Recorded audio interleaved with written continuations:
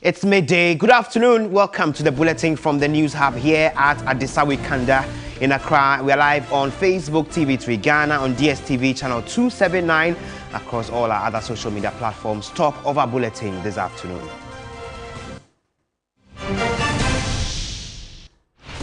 Former President John Mahama hits back at private legal practitioner Martin Kpebu for calling on him to return ex gratia paid him. Mr. Mahama describes the comments as silly. We have more for you.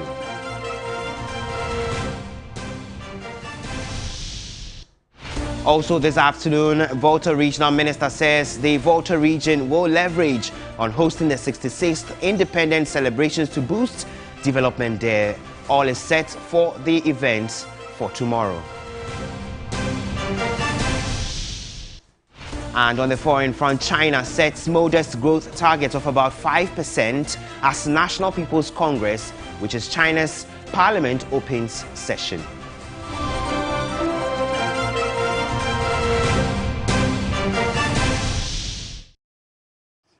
Thank you for joining us from wherever you are. This afternoon, the political season is already kicking in and it's getting heated.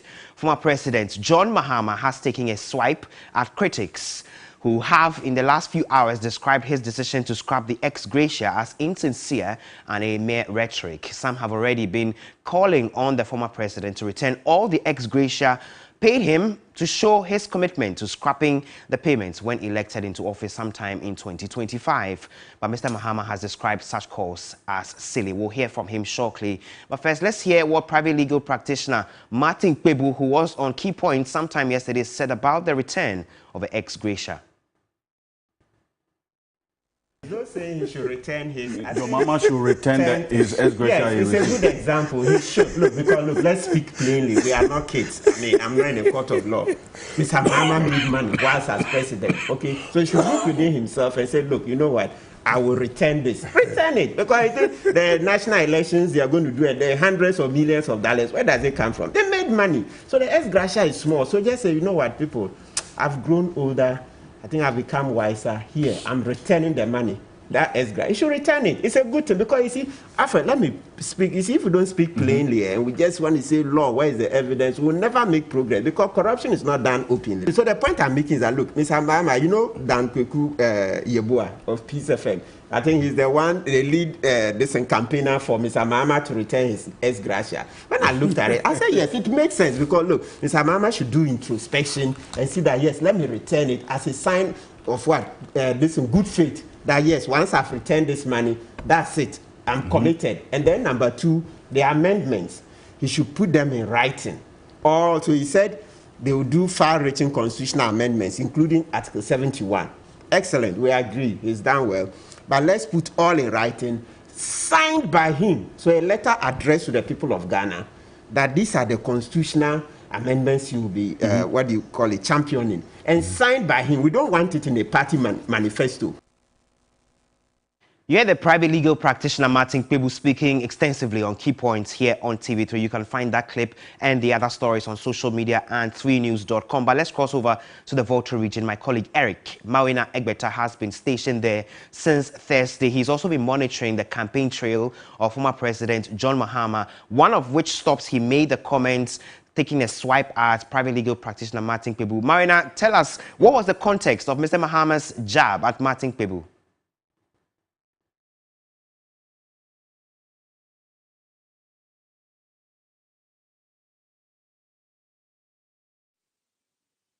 Well, the former president, after his campaign launch, where he announced that intention to scrap the payment of ex gratia, has seen myriad of opinions in relation to that particular comment or that particular promise. One of such has come from law lecturer Justice Abdullah, who've made the argument quite strongly that that promise can only be materialized if a wholesale constitutional amendment takes place. There have been other opinions who are asking or demanding, amongst many other things, that they campaign in earnest to see the former president pay monies given to him in previous times as ex gratia before they can begin to take the president serious on that particular promise. Well, that was one of the many things taken upon by private legal practitioner Martin Kpebu, who yesterday during Key Point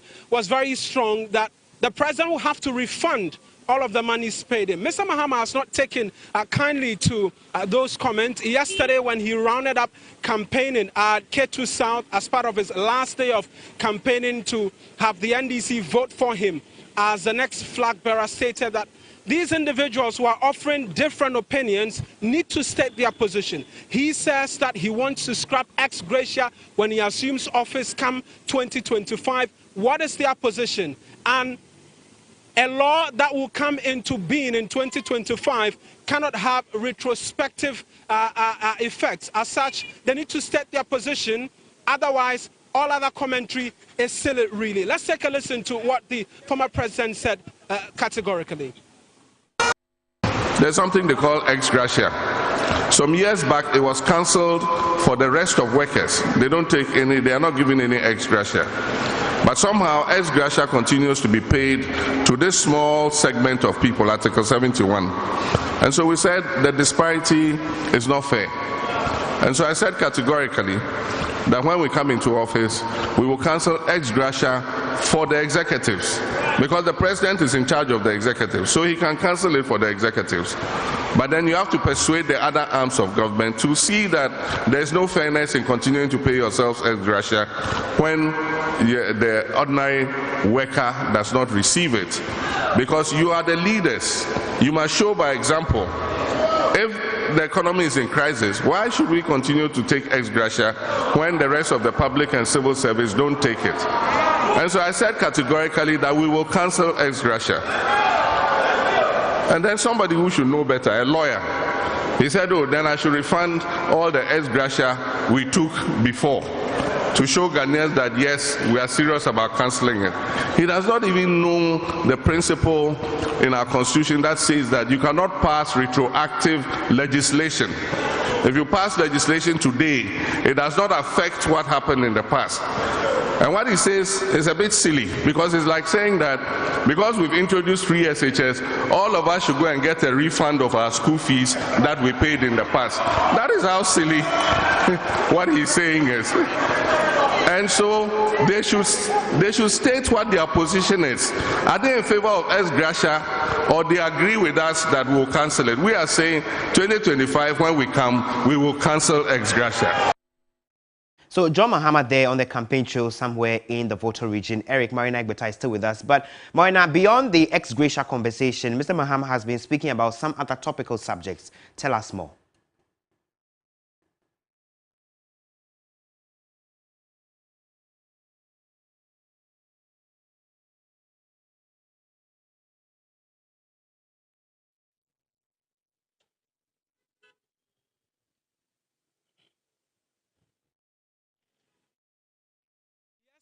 Very topical subject, and as you know, the Volta region is buzzing.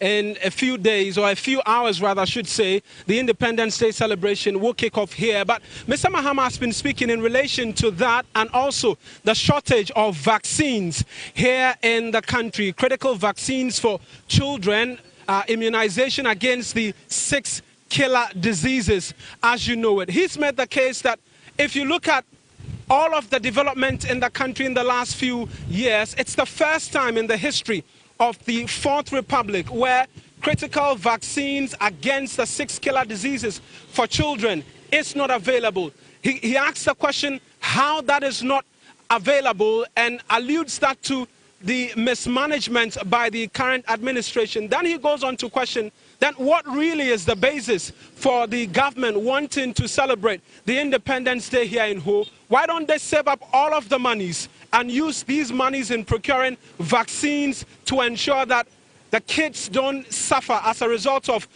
this diseases? He talks about the outbreak of measles and the likes, and says that there is no importance in marking independence if Ghana does not have vaccines to immunize children against these 6 killer diseases. Today, if your daughter has had a child and you go for your regular vaccine, measles vaccine is not available.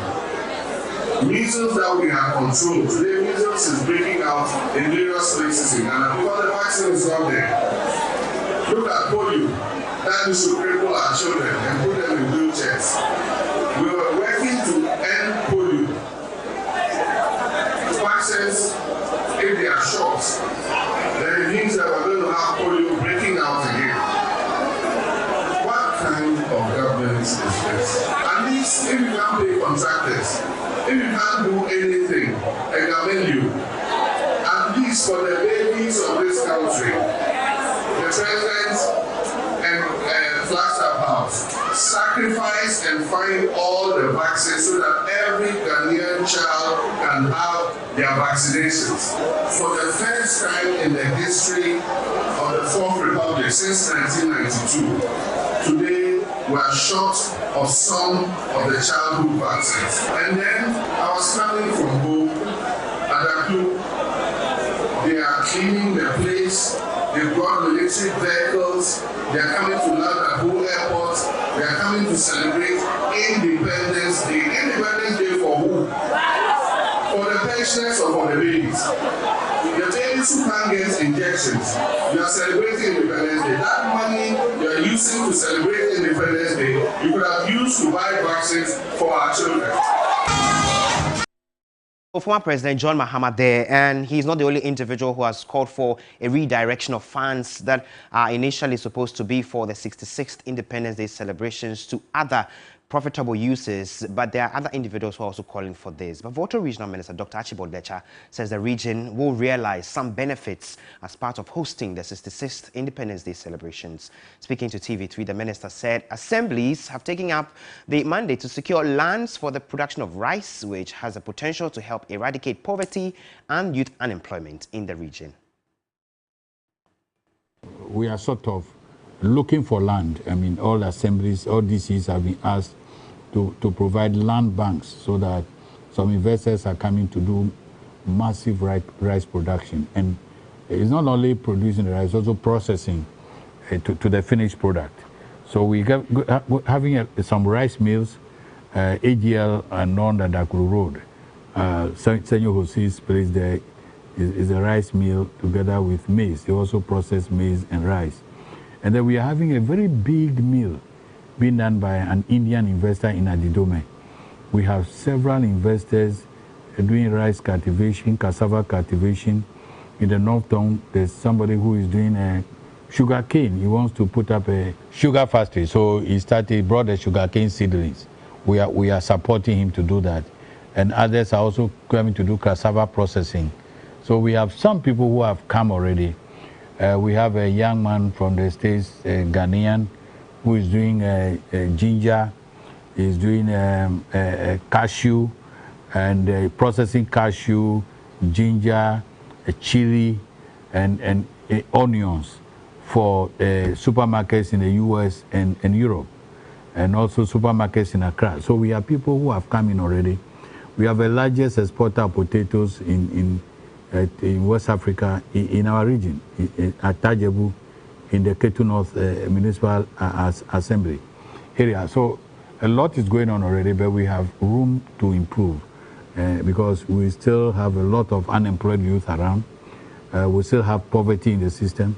We want to eradicate poverty, therefore we need to create the jobs and a livelihood for our people. So we are interested in getting people into our region, and the RCC is ready to provide a enabling environment for people to come on board and support us.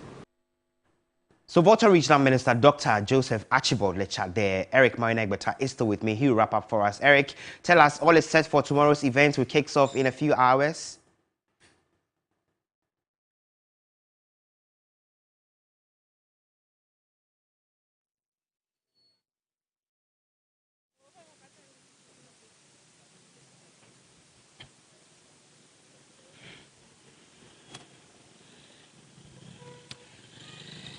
Right, Komla, all is set. There's a final dress rehearsal which is currently underway at the Youth Sports Complex Center. We're at the market currently, and we've spoken to the regional minister who says that they are ready, and for the citizens and the indigents here, it's an exciting time for them to experience the Independence Day celebration for the first time in the region. I have just two more persons here just to pick quick thoughts from them. So you're live on TV3. I mean, talk to us about the excitement for tomorrow ahead of the Independence Day celebration.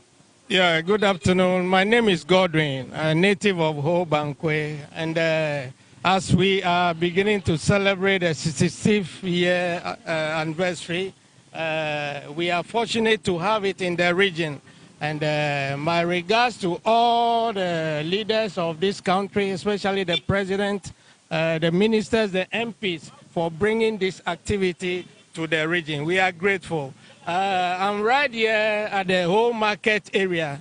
You can see the main lorry station. And we are here in front of the former GN Bank. That's my facility. Right. So I've been invited to talk about the... Right, thank you. So that's one citizen. Just finally with you, I mean, talk to us. It will be the first time for you to experience the independence in the region. How excited are you? I'm very, very happy because since they have announced that we'll be hosting the 66th anniversary of the independence, things have really changed. Well, probably to the development of any other things, such as the roads that were not good from Accra ranging to Ho. All the potholes have been filled. The street lights, some part, yesterday I rode through some part of the town and you could see the place are very clear. Yeah, and I'm also happy because this is going to be an open door to businesses to flourish. Well, as far as people are in this town, there's money here. They've brought money along to spend. And as we are going in for tomorrow, I'm very happy and I'm expecting probably people who have come here and they are new. Volta region is open to businesses. They should come and invest here. We have a lot of lands that at least they should come and invest here, and I'll be very happy to see that. Right. So the general sense really is citizen excited, optimistic as well that this will bring a lot of investment into the regional capital to help boost businesses, to help deal with unemployment, but really all is set. We'll be moving from here to the Youth Sports Complex, catch a glimpse of the final dress rehearsal, where there's a press conference expected later this afternoon from the regional minister, as well as to exactly how prepared they are. But so from us here in the Volta region, all is set for the 66th Independence Day celebration. Back to you in the studio, Komla. Thank you, my colleague Eric Mawina Egbeta, live from the Volta regional capital, who with those updates, he will stay in the region up until the next 24 hours. We'll bring you all the developments on the 66th Independence Day celebrations there. But with barely 24 hours to that big event, we know some individuals have been kicking against government's decision to organize the events there. The opposition NDC is demanding, among other things, an apology over what it describes as disrespect and humiliation of the people of a region.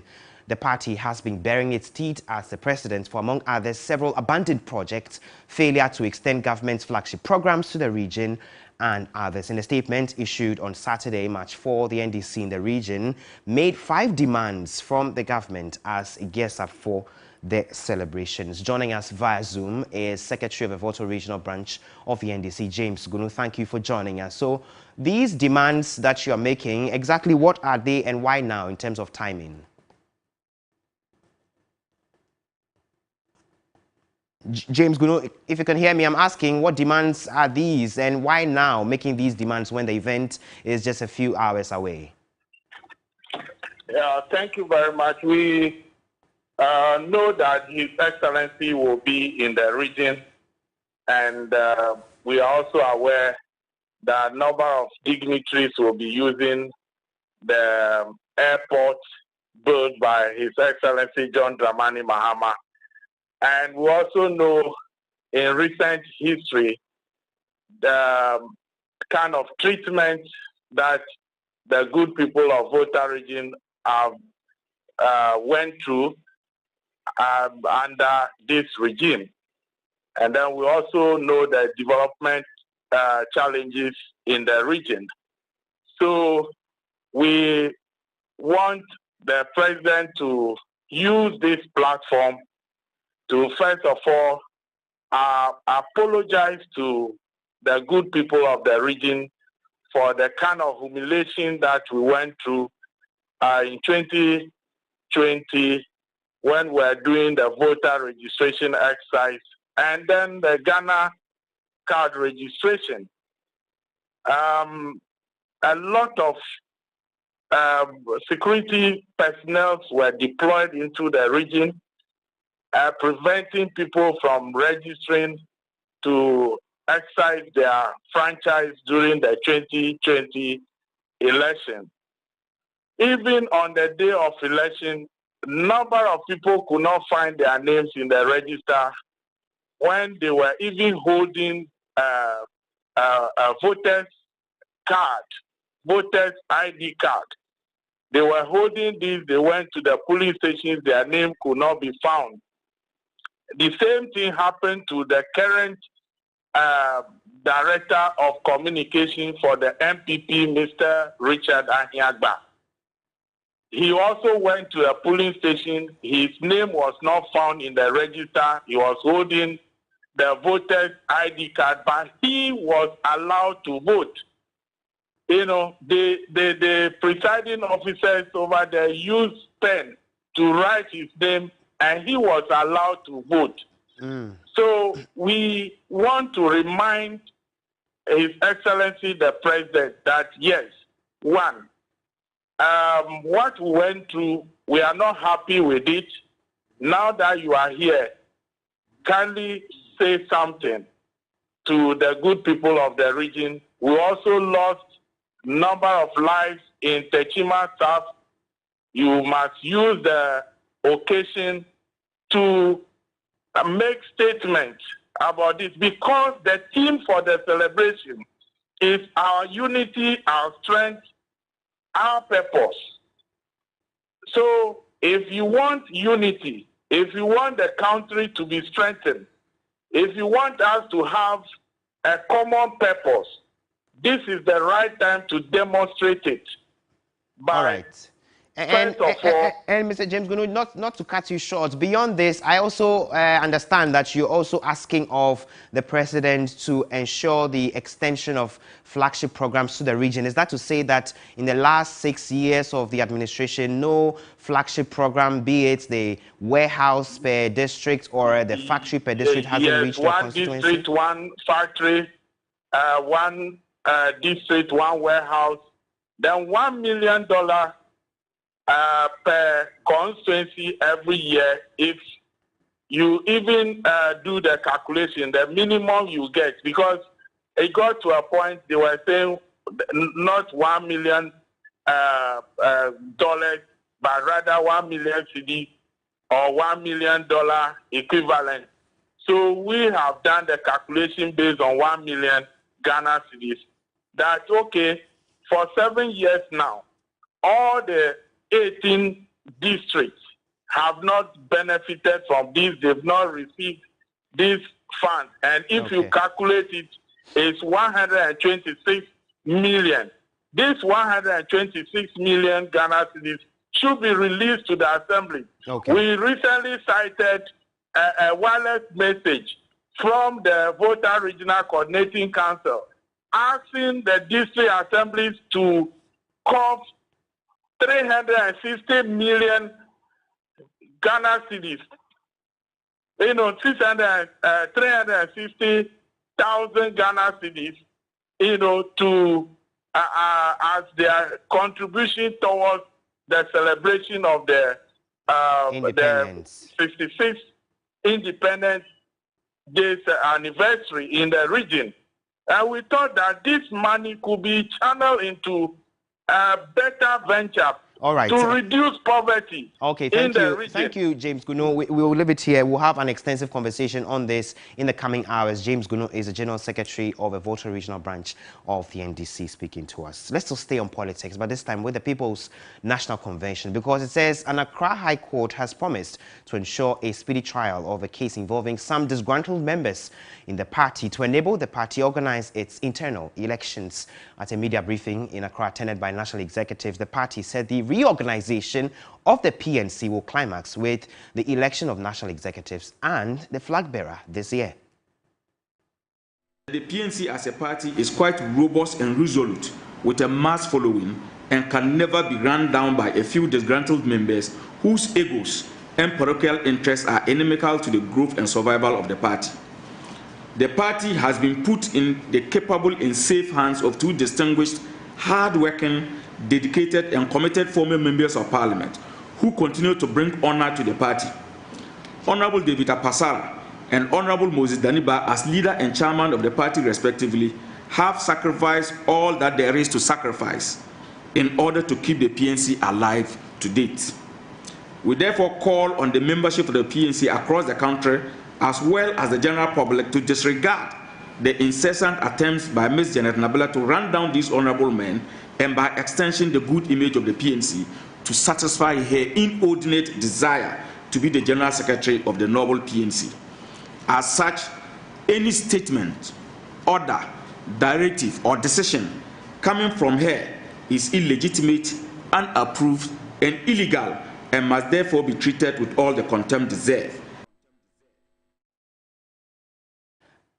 You're still watching Midday Live from the News Hub here at Adisawe Kanda in Accra. Don't go away, we have a lot more stories for you if you stay with us.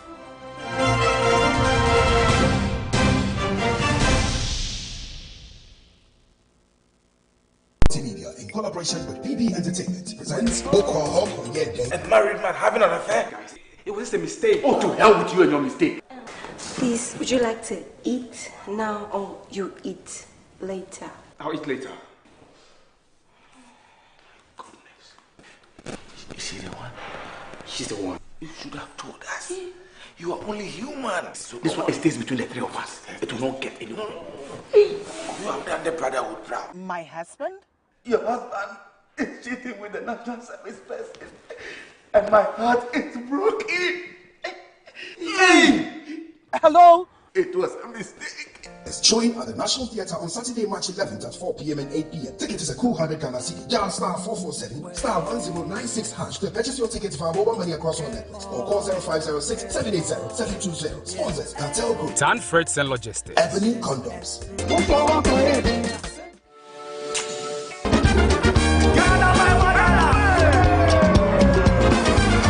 Welcome to the pre-Independence Day edition of the show. I'm in love. I love you, King.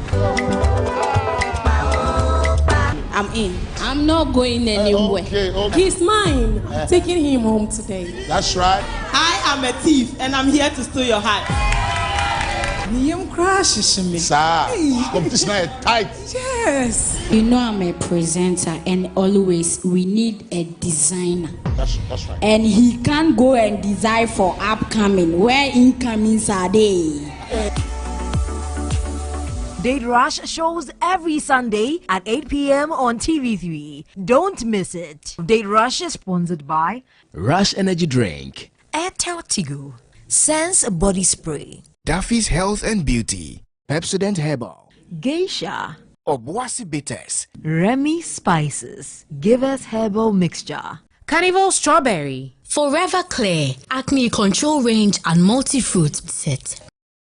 We are on a mission promoting access to quality health and education through the power of our media space.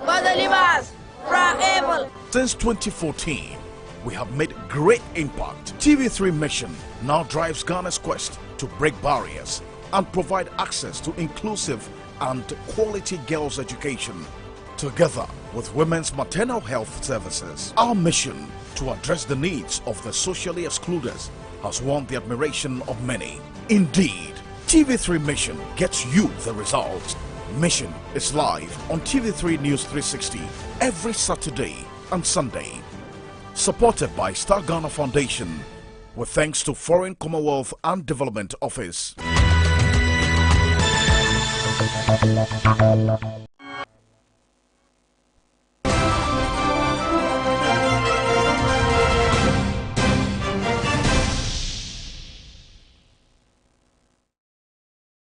You're welcome back. Thanks for staying with us. Now, the Dean of the School of Veterinary Medicine, Kwame Nkrumah University of Science and Technology, Professor Benjamin Emikpe, is calling on government to develop policies to ban the use of battery cages by poultry farmers.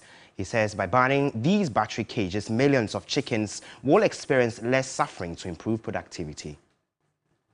In Ghana, over 25 million birds are estimated to be kept in traditional battery cages.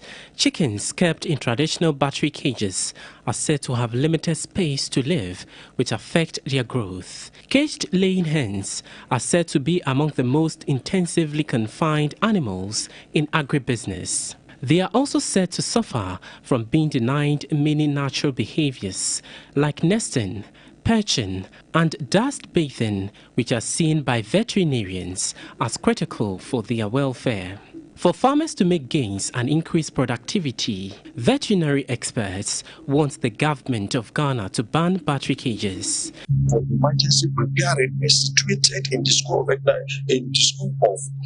in Kwame Nkrumah University of Science and Technology, and this prepared them not only to be animal doctors, but people that face the challenges that we are presently seeing in West Africa. Professor Benjamin Emikpe is the Dean of School of Veterinary Medicine, Kwame Nkrumah University of Science and Technology. Animal welfare is linked with the productivity.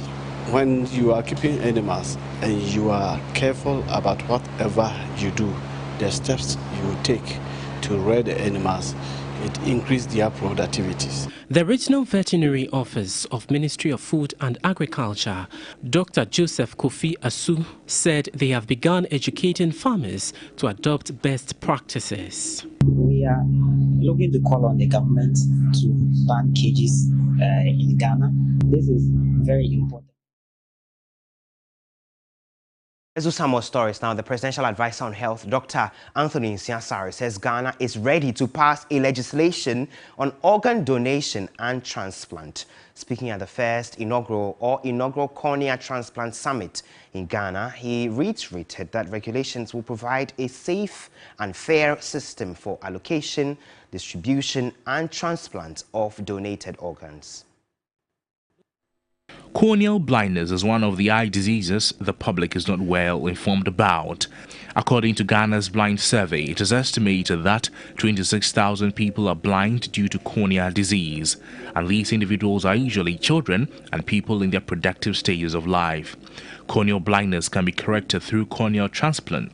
However, Ghana lacks legislation to let organ donors give out. I'm glad that I had this surgery done. I would urge the government and anybody involved to pass this legislation so that people like me who need help can also get the chance to have their corneal transplant done. A cornea surgeon at Ashanti Regional Hospital, Dr. Kojo Asamoah, said it is time to pass the legislation. One of the identified means by which we can reverse blindness from corneal opacification is transplanting. We harvest tissue from dead human beings and use it to replace the diseased cornea of the living. But in Ghana, if you hear anybody has benefited from cornea transplant, the person had the tissue sent from abroad. But the time is right for us in Ghana to begin to do that, and we should have a strong legal foundation to regulate and govern this. The country director of Cure Blindness, Dr. James Addy, said the summit is to collate ideas to formulate ideas for policy. We need an eye bank where corneal tissues that have been removed can be stored. Getting the corneal tissue is very difficult because as the person is going to die, the person would have had a sign in the will that he wants his eyes to be removed or the cornea to be removed. The Presidential Advisor on Health, Dr. Nsiah-Sarr, says Ghana will soon have a legislation on organ donation and transplantation. So that we can have a tissue bank for not only eye, kidneys, heart, and anything that you can do. That's how we improve health systems in the country. We have a better income economy. Our health systems are improving. We want to achieve universal health coverage. To stay with health a while longer because a surge in cardiovascular-related mortality has partly been blamed on unhealthy behavior among some Ghanaians. This was revealed at the 6th Annual General and Scientific Meeting of the Ghana Society of Cardiology. Cardiovascular diseases have been identified as one of the main causes of premature death in Ghana. Statistics from the Ghana Health Services reveal institutional death from cardiovascular diseases have increased from 8.9% in 2002 to over 22% in 2020, making it the current leading cause of institutional death.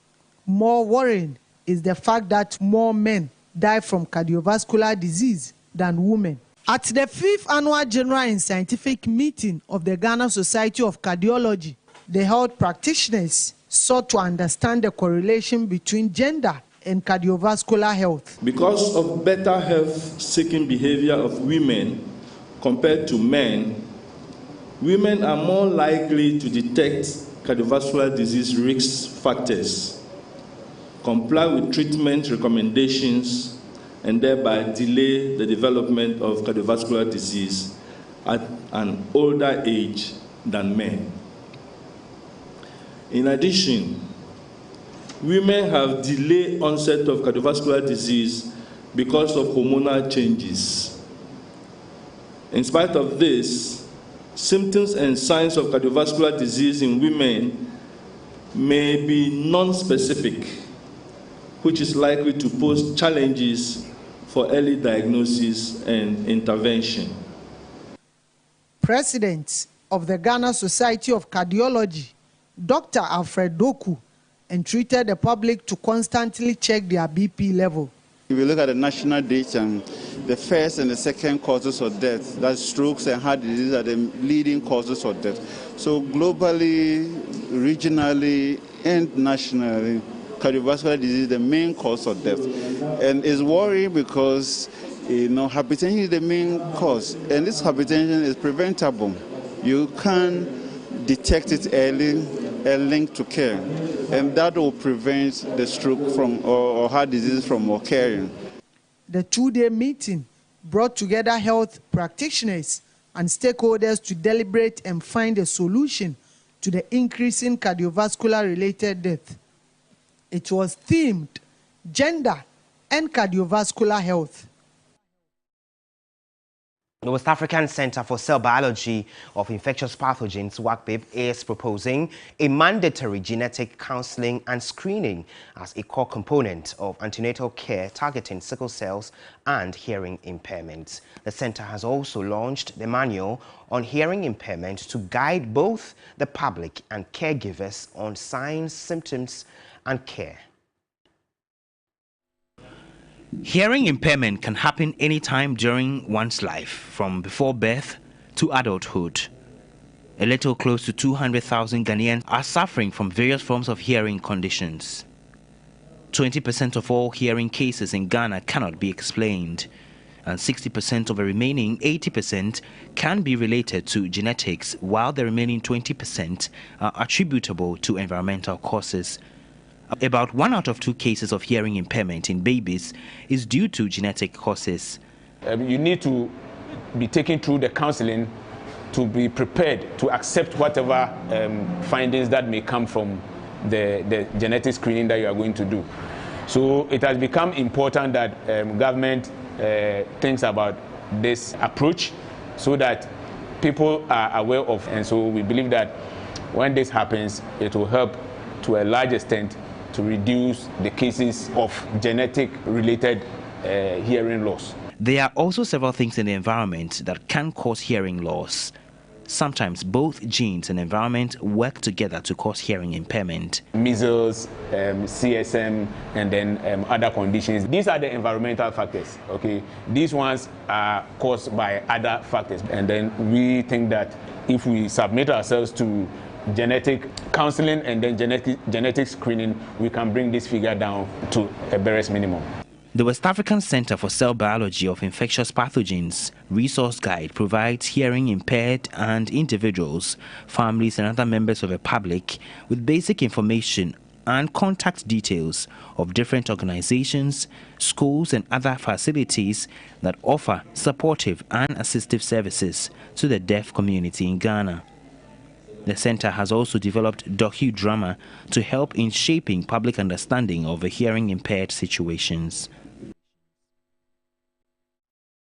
Now, residents of Mamprobi in Accra have begun desilting a major drain in the area that is prone to flooding.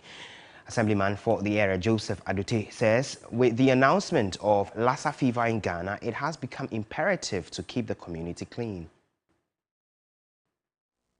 The Ghana Health Service last week began community engagement after it was confirmed that one person died of Lassa fever and another hospitalized. A team of health experts proceeded to the Odoko area where the affected individuals lived to ascertain the host of the virus. Residents of Mamprobi are therefore cautious as they engage in community cleanup to clear up the main drain of rodents. The assemblyman of the Mamprobi electoral area spoke to the media. You know, we have a storm drain here, there's a storm drain here, and we are soon getting into the raining season. And normally when it rains and you come to this area, the whole area floods. So I think this exercise will help. It will go a long way of helping the people living around to maybe curtail the flooding and that kind of it-related issues. Also entreat the community people to take sanitation very seriously because clean community equals to healthy citizenry. Archibald Dako Boateng from the El Sayers Company, which took part in the exercise, is upbeat about sustaining the campaign. The initiative is primarily focused on getting our environments cleaned. I know growing up, this is actually the hood I grew up, and when I was growing up, we used to organize this at least once every month. And, you know, getting in touch with my friends still living in the neighborhood, I realized that it's been a while since communal labor was carried out. Why don't I go back to my parent community and then organize this? This is still Midday Live. Let's do some more stories. Now, a former Minister for Gender, Children and Social Protection and at the Mahama administration has called for government intervention to reduce gender-based violence in society. Nana Oye Bampo Ado was speaking at a forum to discuss sexual abuse and domestic violence in Accra. The former Minister for Gender, Children and Social Protection, Nana Oye Bampo Ado, was saddened about sexual exploitation and abuse of women in the Ghanaian society. She also expressed concern about human trafficking and child marriages in parts of the country. Nana Oye Bampo Ado called for stringent measures by government and support for the Ghana Police Service to act swiftly. Economic abuse, we talk about chop money, and we know that chop money wars in our households. We need to look at the issue of economic abuse more critically, and then emotional and psychological abuse. Our state institutions are trying very hard to address emotional and psychological abuse, but we're not quite there. To further enhance collaboration with the Ghana Police Service, a civil society group, Operation Underground Railroad, has also intervened. The Operation Underground Railroad, which operates in 35 countries, has partnered security agencies and the judiciary to deal with suspects of rape cases and sexual abuse. Fred Akwete is the country director of the Operation Underground Railroad. We've been able to implement, for example, we've enacted our anti-human trafficking legislations, and we've done an action plan. This goes to the far extent of helping us to maintain our Tier 2 capacity. So these are some of the policies or the regulatory frameworks that government has put in place that is keeping us in Tier 2. Founder of Abuse Relief Corps, which is now part of the Operation Underground Railroad, Robin Jesse N., was worried about how sexual abuse victims find it difficult to access legal services. Of physical, sexual, and human trafficking crimes. Our goal was to offer every conceivable means of support to walk survivors through a path to health, well-being, and justice. Later, the Operation Underground Railroad provided 10 laptops to the anti-trafficking unit of the Ghana Police Service. If you stay with us after this break, we'll bring you sports, entertainment later, and some international news. Don't go away.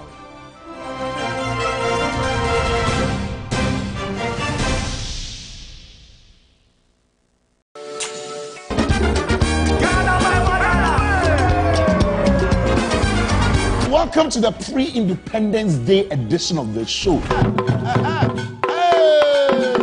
I'm in love. I love you, King. I'm in. I'm not going anywhere. Okay. He's mine. I'm taking him home today. That's right. I am a thief and I'm here to steal your heart. Sir, competition is tight. Yes. You know I'm a presenter and always we need a designer. That's right. And he can't go and design for upcoming. Where incomings are they? Date Rush shows every Sunday at 8 p.m. on TV3. Don't miss it. Date Rush is sponsored by Rush Energy Drink, Airtel Tigo, Sense Body Spray, Duffy's Health and Beauty, Pepsodent Herbal, Geisha, Obuasi Bitters, Remy Spices, Give Us Herbal Mixture, Carnival Strawberry, Forever Clear, Acne Control Range and Multi-Fruit Set. We are on a mission promoting access to quality health and education through the power of our media space. Since 2014, we have made great impact. TV3 mission now drives Ghana's quest to break barriers and provide access to inclusive and quality girls' education, together with women's maternal health services. Our mission to address the needs of the socially excluded has won the admiration of many. Indeed, TV3 Mission gets you the results. Mission is live on TV3 News 360 every Saturday and Sunday. Supported by Star Ghana Foundation, with thanks to Foreign Commonwealth and Development Office.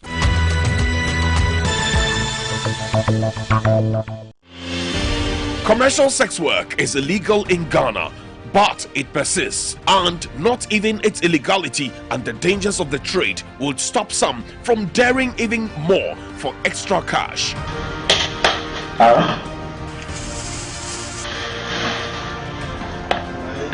In Sperm Merchants, Stanley Nibleu investigates the dastardly practice of the sale of sperm of unsuspecting clients by commercial sex workers to ritualists. Sperms in there, they bring more for it. But why do they do what they do? If somebody bring me Ghana and says she come and leave my vagina and pay 50 million, and I pay the money, so I have to leave for my own. Condom there no hotels are cleaners no. Normally, if I never catch them, some paint, some year Juma no more to me. Into committing back on Jana one man tip kakra. And what is the position of the law on such matters? There is a fundamental principle in law that the Romans call it ex topi causa non orito axio. Watch Sperm Merchants on The Assignment on Wednesday, March 8, 2023 at 9 p.m. only on TV3 and across all social media platforms at TV3 Ghana.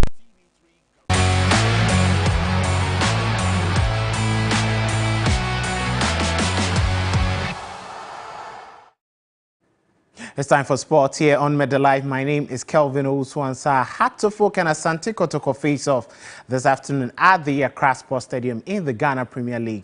The match will also serve as the President's Cup for 2023 to commemorate Ghana's 66th independence anniversary. Presently at the Accra Sports Stadium is my colleague Daniel Yeboah. And Daniel, if you can hear me, kindly paint a picture of the current situation at the stadium with a little over 2 hours before kickoff. I mean, it's a big game, Kelvin. We are expecting to see a pulsating game here. Hearts of Folk are waiting to see that. Losing against Accra Great Olympics on this turf, they are looking forward to making amends with this game. But Kumasi and Tekodoko is also making sure that they catch Adriana on the league log and make it big. And so at the Accra Sports Stadium, the two teams have not yet reported. Accra to Folk are on their way, and Kumasi and Tekodoko are also on their way. But we are waiting to see that the idea of fans tripling in, we can get a lot of fans in the stadium. And mind you that Kelvin, the president of the land, Mrs. Nanda Gobufado, will be here and will be joined by other presidents, and I've heard that Gambia or Guinea-Bissau president will be sitting with Nana Addo Akufo-Addo to witness this big game. And so the funds are coming in small. So if I could show you what is really going on in the stadium, you can see that the stadium looks empty as it stands now. The funds are coming in one by one. We are waiting to see that we'll get a huge crowd. And so the turf, as we know, is a little bit green, and this time around, maybe Ghanaians will be seeing some good football on a green turf. But maybe the lower VIP has a lot of people a little bit. The Chapter O funds are really making sure that they cheer Hatofo for victory today. But the Porcupine Tertiary, as we know, for Kumasi and Ante Kotoko, have not reported yet. And so maybe when they report, the vibrancy will come, and the reverberating idea of supporting football will really evolve. And so, Kelvin, when you come here, huge security, and the Ghana military service is here, the police service, the fire service, because the president is coming, they are all here in their numbers to make sure that there will be no issue. And so when you see the stadium look empty, but maybe before the game starts, we are going to get a huge crowd here at the Accra Sports Stadium, Kelvin. All right, thank you so much, Daniel. I will be joining you in the stadium pretty soon to continue with the coverage on 3 Sports GH and on 3news.com. So that was Daniel Yeboah present at the Accra Sports Stadium. The game begins at 3 p.m. It's the President's Cup and also the Ghana Premier League. Points up for grabs as well as a trophy. Now, moving on, the one-week celebration of the late Ghanaian footballer Christian Atsu took place on Saturday at the Adrian Ghana AstroTurf. Nana Kweku Anderson was present at the venue and filed this report. The Adrian Ghana AstroTurf was graced with family, friends and players who were present to sympathize with the Atsu family. Some great countrymen and personalities present at the one-week celebration included the Minister for Youth and Sports Mustafa Yusuf, President of the Ghana Football Association Keto Kraku, former Ghana Football Association President Kwesi Nantechi, and former Black Stars coach Kwesi Appiah. Committed and very dedicated. He gave his all to the Black Stars. A selfless member of the team. And it's the first time an active player, has had such an incident. And because of his social life, especially, all Ghanaians feel that this is the time that we should show appreciation for what he did for Ghana. Also present was former and current Black Stars players led by the Professional Footballer Association of Ghana. My relationship with him and what I've seen for all these years, I can say he's a perfect guy. He's somebody you have nothing to anything negative to say about, so he's a great guy. He's a great guy, and he's somebody very close to my heart because of that relationship we had, so that is all I can say about him. He's a great guy. I think we've seen love. Can see all the supporters are here to witness the 1 week of our beloved brother Christian Atsu. The event was also well attended by top government officials and members of the clergy. The Chasam family also announced March 17 as the burial date for the late player at the State House forecourt. So Christian Atsu will finally be laid to rest on the 17th of March at the State House. Now moving on to the English Premier League, Chelsea finally put an end to their winless run, and Arsenal managed to come back late after conceding twice against Bournemouth to continue their 5-point lead over Manchester City in the Premier League. Second from bottom, and a stadium Bournemouth have never even earned a draw at. But they're looking for an early chance here, and they've got it! What a start! How quick was that? Philip Billing. Rothwell.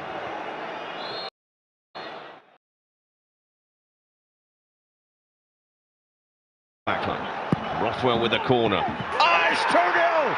It's huge for Bournemouth! Senesi! Nearly ended up in the back of the net. Saka's corner, that's awkward for Neto. Punches it in the air. Smith Rowe keeps it alive. Goal back for Arsenal. And it's Thomas Partey.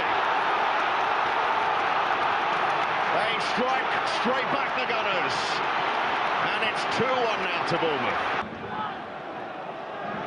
Partey. Still. Prods it to Nelson. Nelson across. Oh, that crossed the line. answer is yes. He had that weak punch that led to that Thomas Partey goal. They need him now. In goes the corner, cleared only as far as Nelson has to get his shot right. Oh, that is unbelievable! Gutting for Bournemouth, glorious for Arsenal. In this front man for Leeds, that is, and give them something to attack. And the keeper can't come and catch easy. Malaya thought about coming. It's Wesley Fofana. Breakthrough at last for Chelsea. Simply too much height on the corner for the goalkeeper. So that was a yesterday, but this afternoon, the biggest rivalry in England comes up: Manchester United against Liverpool. That will be all for sports here on Middle Life. Entertainment news is next.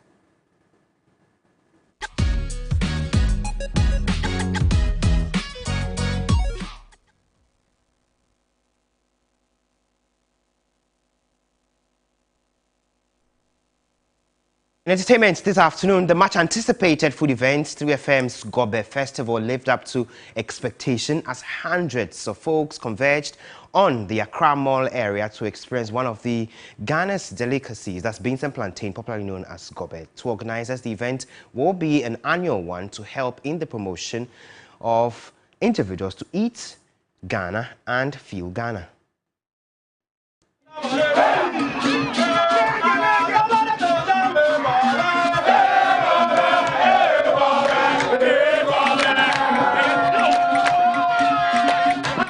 This was the atmosphere at some parts of the Tetekwashi interchange, Accra Mall, the location for the 3FM Gobe Festival. But at the Gobe stands, hundreds of folks waited in long queues just to be served.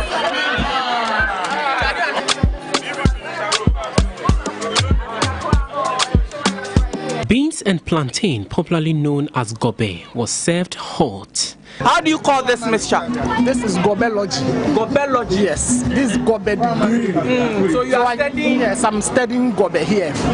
Very, very good. I see. Powered by your urban lifestyle radio station 3FM 92.7, the free-to-attend event afforded patrons the opportunity to taste and enjoy one of Ghanaian delicacies, Gobe. In all the much anticipated food event, 3FM Gobe Fest lived up to expectation. The thing about the Gobe Festival is that it should be something we should be doing, we should keep on doing. And today's own has been a great experience for me because I wasn't expecting this amount of people, this crowd coming all over to come buy my beans. So I think it's something we should keep on doing. To organizers, the event will be an annual event to help in the promotion of the Eat Ghana by the Ghana Tourism Authority. It has been hugely successful because this is the first edition and we didn't know how it was going to turn out. We just put in our best and left the rest for things to happen. So we'll maintain it as an annual program, so that there's anticipation for it. However, there are other things that we're putting together for our patrons.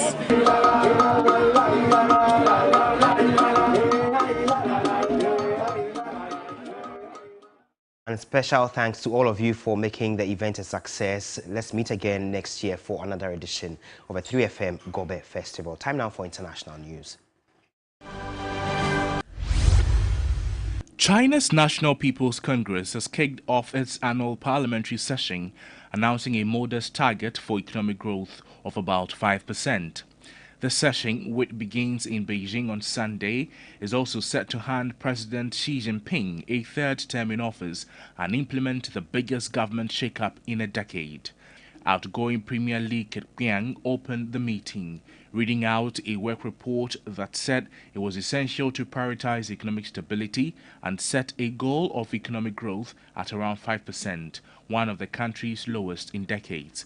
The report also announced a target of creating about 12 million urban jobs this year, up from last year's mark of at least 11 million. The rubber stamp parliament will also discuss Xi's plans of an intensive and wide-ranging reorganization of state and communist party entities. During the session, China's legislature will vote on a plan to reform institutions under the State Council or Cabinet and decide on a new cabinet lineup for the next 5 years according to a meeting agenda. Nations have reached a historic agreement to protect the world's oceans following 10 years of negotiations. The High Seas Treaty places 30% of the seas into protected areas by 2030, aiming to safeguard and recuperate marine nature. The agreement was reached on Saturday evening after 38 hours of talks at UN headquarters in New York. The negotiations had been held up for years over disagreements on funding and fishing rights. The last international agreement on ocean protection was signed 40 years ago in 1982, the UN Convention on the Law of the Sea. That agreement established an area called the High Seas, international waters, where all countries have a right to fish, ship and do research, but only 1.2% of these waters are protected. It's our show for this afternoon. Thank you for joining us from wherever you are. Always a pleasure that you could join us. If you log on to 3news.com, you'll find a lot more stories there. I am Komla. I do for myself, the rest of the team say thank you for joining us. You'll find us on social media. Good afternoon.